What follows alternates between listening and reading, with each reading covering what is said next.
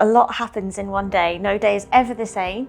I kind of had rotational posts, so I could be doing a simulation and then I go across to treatment, and then there's a patient issue and I go and take bloods, do some contrast.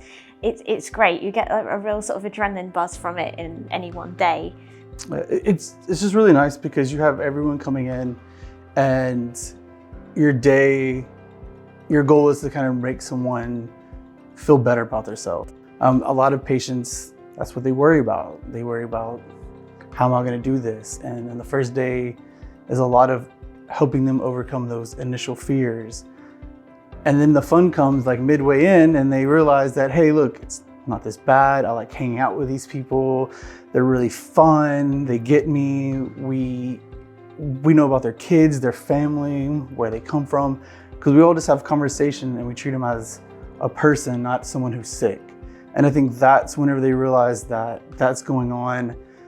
And then when it comes to the end, we're all crying, right? Because we're like, I've met you for the past 3 weeks, 4 weeks, and we're like, I don't know what I would do without seeing you every day, right? So now we become a routine, we become part of their families. Yeah, absolutely. To reflect on that, I mean, we're often the first people that they see when they come in for simulation into the radiotherapy centre. So it's really nice if you can kind of go through that journey with the patient. And as you say, they become sort of part of our extended family almost. And yeah, it's the routine thing is quite a big deal. It's we're with them every step of the way, and you really get to know someone. You get to know their cancer treatment, their side effects, and then all of a sudden that journey's sort of finished and they can move on.